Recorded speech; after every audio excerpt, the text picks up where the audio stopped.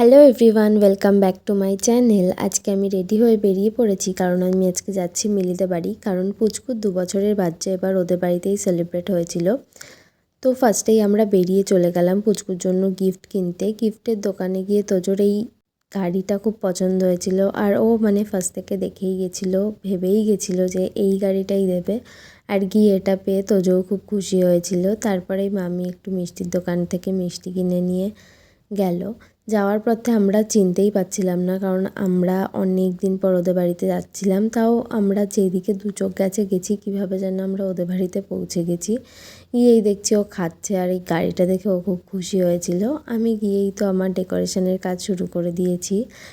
মিলি আর মামি আমাকে হেল্প করছিল সাজানোর জন্য, আর পুচকুটা তো ওখানে বসে দুষ্টুমি করছিল, বেলুন নিয়ে খেলছিল। তারপরেই দিদি ওকে রেডি করে দিল।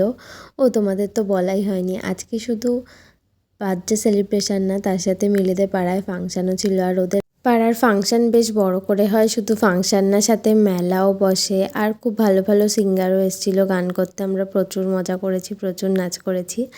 আমরা মোটামুটি ডেকোরেশন কমপ্লিট করে বসে গেছিলাম চা খেতে। চা খাওয়া হয়ে গেলে কিছু ফটো ভিডিও তুলে নিয়েছি। তার মধ্যেই মিলিদের পাশের বাড়ির পুচকুটা এসেছিলো দেখা করতে। দেখো কতটা কিউট, ও জাস্ট কিউটের ডিব্বা।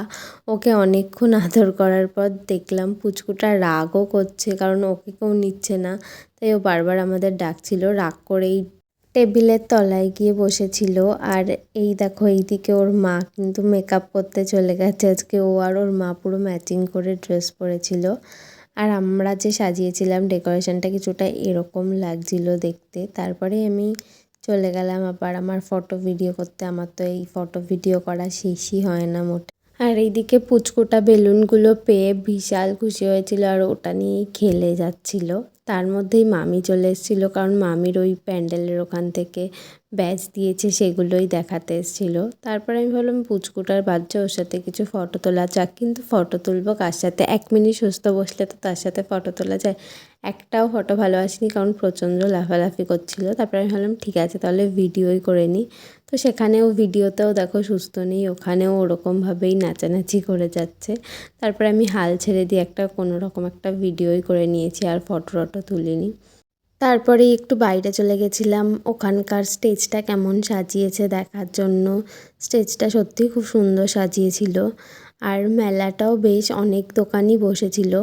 এরপরেই সবাই চলে আসলে আমরা বসে গেছিলাম কেক কাটতে। এখানে একটু ওই আশীর্বাদের থালাটা সাজানো হচ্ছিল, ওটা সাজিয়ে নিয়েই তারপরে কেক কেটে ফেলেছিল। ও তো একা একা কাটতে পারে না, তাই দিদি হেল্প করছিল, কিন্তু খুব বায়না করছিল ও একা একা কেক কাটার জন্য। কেক কাটার পর মোমবাতিতে ফু দেবে বলে বারবার বলছিল, তাই একটা মোমবাতি জ্বালিয়ে দেওয়া হয়েছিল ফু দেওয়ার জন্য। কিন্তু ওর ফুয়ে কি আর জোর আছে, একটাও নেভাতে পারেনি। তারপর দিদি কোনো রকমে নিভিয়ে দিয়েছিল। এরপরেই সবাই একে একে ওকে আশীর্বাদ করছিল, আর ও লক্ষ্মী ছেলের মতো চুপচাপ বসেছিল। এতটা শান্ত হয়তো কখনোই থাকে না, কী ভাবছিল ভগবান জানে। একদম শান্তভাবে সবার আশীর্বাদ নিচ্ছিল, আবার সবাইকে প্রণামও করছিল। এরপরেই চলে আসে আমার আশীর্বাদ করার পার্ট।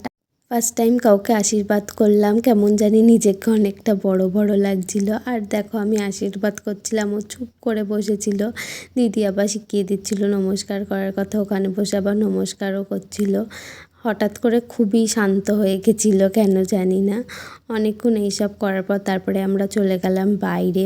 তোজো বলছিল ফুচকা খাবে, ও ফার্স্টে ফুচকা খেয়ে নিল। তারপর আবার ঘরে এসে পুচকুটাকে একটু বেলুন ফাটানো শেখাচ্ছিলাম, আর ও কোনোভাবেই বেলুনগুলো ফাটাতে পারছিল না, আর খুবই রেগে যাচ্ছিল। আওয়াজ হচ্ছে বলে কানে হাত দিয়েও দাঁড়িয়েছিল। কিছুক্ষণ ঘরে থাকার পর তারপরে চলে গেলাম ফাংশান দেখতে। ফাংশানে খুব ভালো ভালো গান হচ্ছিল, আর মামি তো নেচেই পাগল হয়ে যাচ্ছিল। কেউ নাচছিল না, মামিই প্রথমে নাচ শুরু করেছিল। সবাই তারপর একে একে নাচ শুরু করেছিল। এরপর ওদের নাচ দেখতে দেখতে আমরা বেশ কয়েকটা গান আরও শুনে নিলাম। খুব ভালো ভালো সত্যিই গান হচ্ছিল। আমি আসলে এরকম ফাংশান বা খুব বেশি ক্রাউডেড প্লেস পছন্দ করি না, কিন্তু অনেক দিন পর খুব একটা খারাপ লাগেনি, সত্যি কথা বলতে বেশ ভালোই লাগছিল।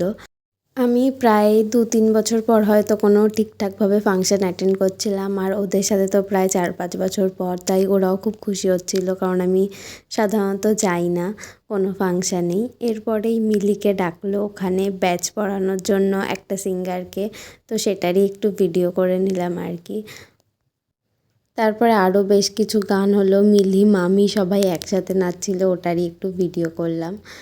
তারপরে আমরা সবাই বাড়ি চলে এসেছি। তো আজকের ভিডিওটা এই পর্যন্তই। ভালো লাগলে like, comment, share and subscribe করে দিও। দেখা হবে পরের ভিডিওতে। টাটা।